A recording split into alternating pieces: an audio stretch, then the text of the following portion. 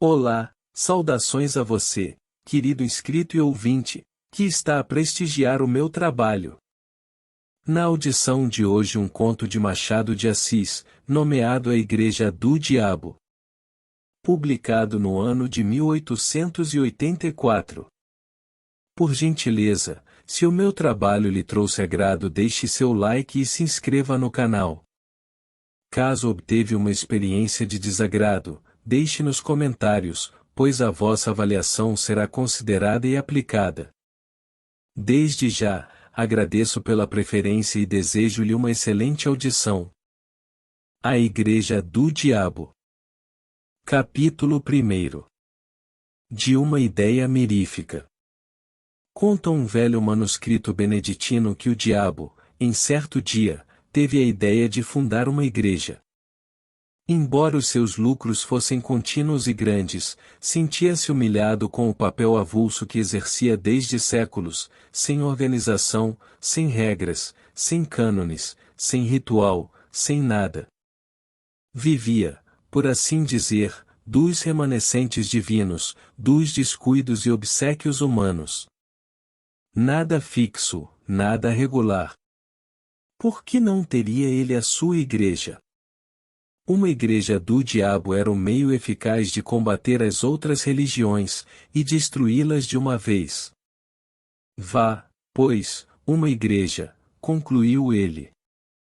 Escritura contra escritura, breviário contra breviário. Terei a minha missa, com vinho e pão à farta, as minhas prédicas, bulas, novenas e todo o demais aparelho eclesiástico.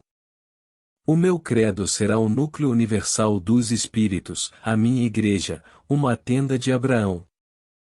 E depois, enquanto as outras religiões se combatem e se dividem, a minha igreja será única, ou não acharei diante de mim nem Maomé, nem Lutero. Há muitos modos de afirmar, há só um de negar tudo. Dizendo isto, o diabo sacudiu a cabeça e estendeu os braços, com um gesto magnífico e varonil. Em seguida, lembrou-se de ir ter com Deus para comunicar-lhe a ideia, e desafiá-lo, levantou os olhos, acesos de ódio, ásperos de vingança, e disse consigo: vamos, é tempo. E rápido, batendo as asas, com tal estrondo que abalou todas as províncias do abismo, arrancou da sombra para o infinito azul. Capítulo 2. Entre Deus e o Diabo. Deus recolhia um ancião, quando o diabo chegou ao céu. Os serafins que engrinaldavam o recém-chegado detiveram-se logo, e o diabo deixou-se estar à entrada com os olhos no Senhor. Que me queres tu? Perguntou este. Não venho pelo vosso servo Fausto, respondeu o diabo rindo, mas por todos os Faustos do século e dos séculos. Explica-te. Senhor, a explicação é fácil, mas permiti que vos diga: recolhei primeiro esse bom velho, ou dai-lhe o melhor lugar, mandai que as mais afinadas cítaras e alaúdes o recebam com os mais divinos coros. Sabes o que ele fez? Perguntou o Senhor, com os olhos cheios de doçura. Não, mas provavelmente é dos últimos que virão ter convosco. Não tarda muito que o céu fique semelhante a uma casa vazia, por causa do preço, que é alto. Vou edificar uma hospedaria barata, e em 2 palavras, vou fundar uma igreja. Estou cansado da minha desorganização, do meu reinado casual e adventício. É tempo de obter a vitória final e completa. E então vim dizer-vos isto, com lealdade, para que me não acuseis de dissimulação. Boa ideia, não vos parece? Vieste dizê-la, não legitimá-la, advertiu o Senhor. Tendes razão, acudiu o diabo, mas o amor próprio gosta de ouvir o aplauso dos mestres. Verdade é que neste caso seria o aplauso de um mestre vencido, e uma tal exigência. Senhor, deixo a terra, ou vou lançar a minha pedra fundamental. Vai. Quereis que venha anunciar-vos o remate da obra? Não é preciso, ou basta que me digas desde já por que motivo, cansado há tanto da tua desorganização, só agora pensaste em fundar uma igreja? O diabo sorriu com certo ar de escárnio e triunfo. Tinha alguma ideia cruel no espírito, algum reparo picante no alforje da memória, qualquer coisa que, nesse breve instante da eternidade, o fazia crer superior ao próprio Deus. Mas recolheu o riso, e disse: Só agora concluí uma observação, começada desde alguns séculos, e é que as virtudes, filhas do céu, são em grande número comparáveis a rainhas, cujo manto de veludo rematasse em franjas de algodão. Ora, eu proponho-me a puxá-las por essa franja, e trazê-las todas para a minha igreja, lá atrás delas virão as de seda pura. Velho retórico! Murmurou o Senhor. Olhai bem. Muitos corpos que ajoelham aos vossos pés, nos templos do mundo, trazem as anquinhas da sala e da rua, os rostos tingem-se do mesmo pó, os lenços cheiram aos mesmos cheiros, as pupilas centelham de curiosidade e devoção entre o livro santo e o bigode do pecado. Vede o ardor, a indiferença, ao menos, com que esse cavalheiro põe em letras públicas os benefícios que liberalmente espalha, ou sejam roupas ou botas, ou moedas, ou quaisquer dessas matérias necessárias à vida. Mas não quero parecer que me detenho em coisas miúdas, não falo, por exemplo, da placidez com que este juiz de irmandade, nas procissões, carrega piedosamente ao peito o vosso amor e uma comenda. Vou a negócios mais altos. Nisto os serafins agitaram as asas pesadas de fastio e sono. Miguel e Gabriel fitaram no Senhor um olhar de súplica. Deus interrompeu o diabo. Tu és vulgar, que é o pior que pode acontecer a um espírito da tua espécie, replicou-lhe o Senhor. Tudo o que dizes ou digas está dito e redito pelos moralistas do mundo. É assunto gasto, e se não tens força, nem originalidade para renovar um assunto gasto, melhor é que te cales e te retires. Olha, todas as minhas legiões mostram no rosto os sinais vivos do tédio que lhes dás. Esse mesmo ancião parece enjoado, e sabes tu o que ele fez? Já vos disse que não. Depois de uma vida honesta, teve uma morte sublime. Colhido em um naufrágio, ia salvar-se numa tábua, ou mais viu um casal de noivos, na flor da vida, que se debatiam já com a morte, e deu-lhes a tábua de salvação e mergulhou na eternidade. Nenhum público, lá a água e o céu por cima. Onde achas aí a franja de algodão? Senhor, eu sou, como sabeis, o espírito que nega. Negas esta morte? Nego tudo. A misantropia pode tomar aspecto de caridade ou deixar a vida aos outros, para um misantropo, é realmente aborrecê-los. Retórico e subtil. Exclamou o Senhor. Vai, funda a tua igreja, ou chama todas as virtudes, recolhe todas as franjas, convoca todos os homens. Mas, vai. Debalde o diabo tentou proferir alguma coisa a mais. Deus impusera-lhe silêncio, os serafins, a um sinal divino, encheram o céu com as harmonias de seus cânticos. O diabo sentiu, de repente, que se achava no ar ou dobrou as asas, e, como um raio, caiu na terra. Capítulo 3. A boa nova aos homens. Uma vez na terra, o diabo não perdeu um minuto. Deu-se pressa em enfiar a cogula beneditina, como hábito de boa fama, e entrou a espalhar uma doutrina nova e extraordinária, com uma voz que reboava nas entranhas do século. Ele prometia aos seus discípulos e fiéis as delícias da terra, todas as glórias, os deleites mais íntimos. Confessava que era o diabo, mas confessava-o para retificar a noção que os homens tinham dele e desmentir as histórias que a seu respeito contavam as velhas beatas. Sim, sou o diabo, repetia ele, não o diabo das noites sulfúreas, dos contos soníferos, terror das crianças, mas o diabo verdadeiro e único, o próprio gênio da natureza, a que se deu aquele nome para arredá-lo do coração dos homens. Vede-me gentil e airoso. Sou o vosso verdadeiro Pai. Vamos lá, tomai daquele nome, inventado para meu desdouro, fazei dele um troféu e um lábaro, e eu vos darei tudo, tudo, tudo, tudo, tudo, tudo. Era assim que falava, a princípio, para excitar o entusiasmo, espertar os indiferentes, congregar, em suma, as multidões ao pé de si. E elas vieram, e logo que vieram, o diabo passou a definir a doutrina. A doutrina era que podia ser na boca de um espírito de negação. Isso quanto à substância, porque, acerca da forma, era umas vezes subtil, outras, cínica e deslavada. Clamava ele que as virtudes aceitas deviam ser substituídas por outras, que eram as naturais e legítimas.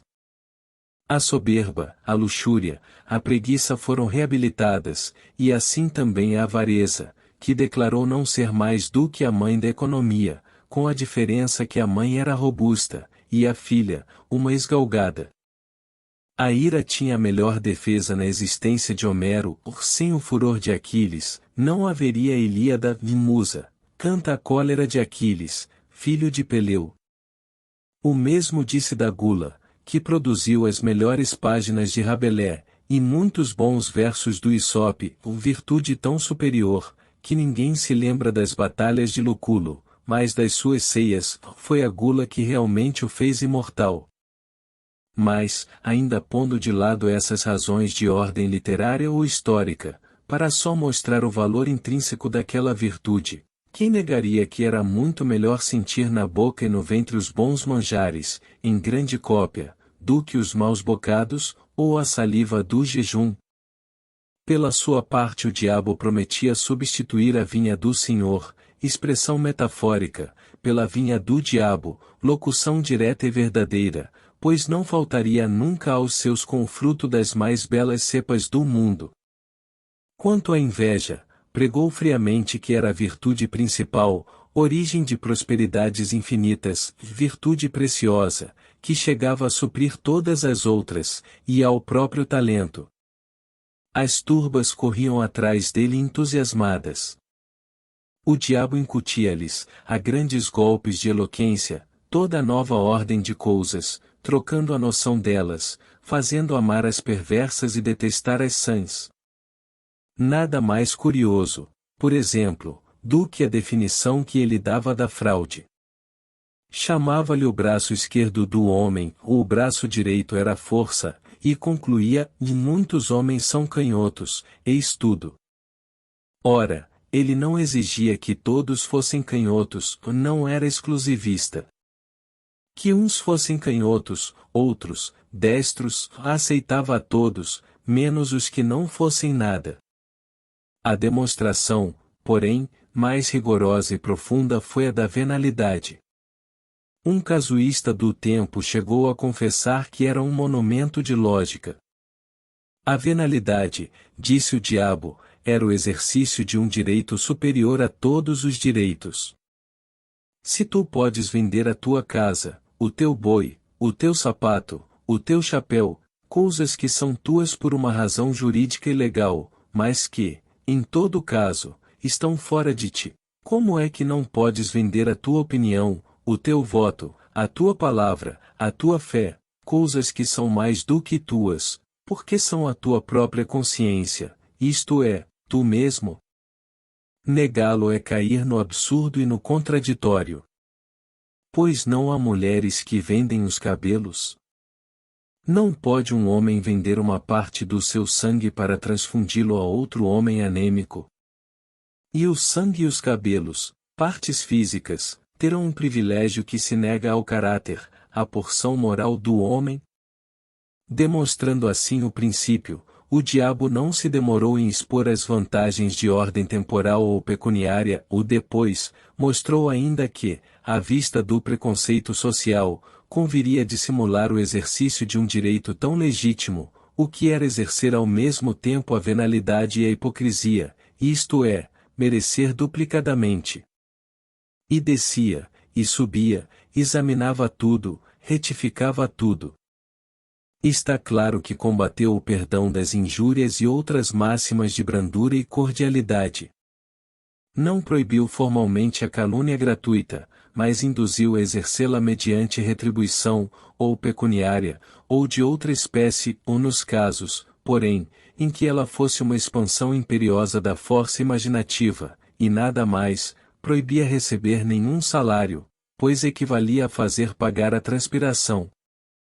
Todas as formas de respeito foram condenadas por ele, como elementos possíveis de um certo decoro social e pessoal, salva, todavia, a única exceção do interesse. Mas essa mesma exceção foi logo eliminada, pela consideração de que o interesse, convertendo o respeito em simples adulação, era este o sentimento aplicado e não aquele. Para rematar a obra, entendeu o diabo que lhe cumpria cortar por toda a solidariedade humana. Com efeito, o amor do próximo era um obstáculo grave à nova instituição.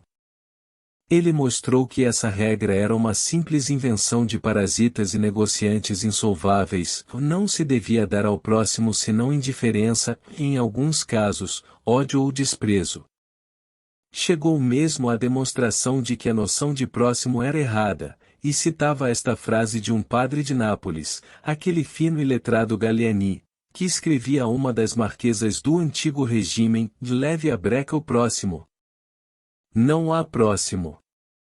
A única hipótese em que ele permitia amar ao próximo era quando se tratasse de amar as damas alheias, porque essa espécie de amor tinha a particularidade de não ser outra coisa mais do que o amor do indivíduo a si mesmo. E como alguns discípulos achassem que uma tal explicação, por metafísica, escapava à compreensão das turbas, o diabo recorreu a um apólogo: 100 pessoas tomam ações de um banco para as operações comuns, mas cada acionista não cuida realmente senão nos seus dividendos, vê o que acontece aos adúlteros. Este apólogo foi incluído no livro da sabedoria. Capítulo 4. Franjas e franjas. A previsão do diabo verificou-se. Todas as virtudes cuja capa de veludo acabava em franja de algodão, uma vez puxadas pela franja, deitavam a capa às urtigas e vinham alistar-se na igreja nova. Atrás foram chegando as outras, e o tempo abençoou a instituição. A igreja fundara-se, a doutrina propagava-se, ou não havia uma região do globo que não a conhecesse, uma língua que não a traduzisse, uma raça que não a amasse. O diabo alçou brados de triunfo. Um dia, porém, longos anos depois, notou o diabo que muitos dos seus fiéis, às escondidas, praticavam as antigas virtudes. Não as praticavam todas, nem integralmente, mas algumas, por partes, e, como digo, as ocultas. Certos glutões recolhiam-se a comer frugalmente 3 ou 4 vezes por ano, justamente em dias de preceito católico, ou muitos ávaros davam esmolas, à noite, ou nas ruas mal povoadas, ou vários dilapidadores do erário restituíam-lhe pequenas quantias, os fraudulentos falavam, uma ou outra vez, com o coração nas mãos, mas com o mesmo rosto dissimulado, para fazer crer que estavam embaçando os outros. A descoberta assombrou o diabo. Meteu-se a conhecer mais diretamente o mal, e viu que lavrava muito. Alguns casos eram até incompreensíveis, como o de um droguista do Levante, que envenenara longamente uma geração inteira, e, com o produto das drogas, socorria os filhos das vítimas. No Cairo achou um perfeito ladrão de camelôs, que tapava a cara para ir às mesquitas. O diabo deu com ele a entrada de uma, lançou-lhe em rosto o procedimento, ele negou, dizendo que ia ali roubar o camelo de um drogma, roubou-o, com efeito, à vista do diabo, e foi dá-lo de presente a um muezim, que rezou por ele a Alá. O manuscrito beneditino cita muitas outras descobertas extraordinárias, entre elas esta, que desorientou completamente o diabo. Um dos seus melhores apóstolos era um calabrês, varão de 50 anos, insigne falsificador de documentos, que possuía uma bela casa na campanha romana, telas, estátuas, biblioteca, etc. Era fraude em pessoa, chegava a meter-se na cama para não confessar que estava são. Pois esse homem, não só não furtava ao jogo, como ainda dava gratificações aos criados. Tendo angariado a amizade de um cônego, ia todas as semanas confessar-se com ele, numa capela solitária, e, conquanto não lhe desvendasse nenhuma das suas ações secretas, benzia-se 2 vezes, ao ajoelhar-se, e ao levantar-se. O diabo mal pôde crer tamanha aleivosia. Mas não havia que duvidar, o caso era verdadeiro. Não se deteve um instante. O pasmo não lhe deu tempo de refletir, comparar e concluir do espetáculo presente alguma coisa análoga ao passado. Voou de novo ao céu, trêmulo de raiva, ansioso de conhecer a causa secreta de tão singular fenômeno. Deus ouviu-o com infinita complacência, ou não o interrompeu, não o repreendeu, não triunfou, sequer, daquela agonia satânica. Pôs os olhos nele, e disse-lhe: Que queres tu, meu pobre diabo? As capas de algodão têm agora franjas de seda, como as de veludo tiveram franjas de algodão. Que queres tu? É a eterna contradição humana. Fim. Esta foi a obra narrada deste vídeo. Uma vez mais, agradeço pela preferência. Caso lhe tenha agradado, curta, se inscreva e compartilhe. Se algo não lhe agradou, escreva nos comentários, pois a sugestão será aplicada. Um grande abraço a você, querido inscrito e ouvinte. Até a próxima!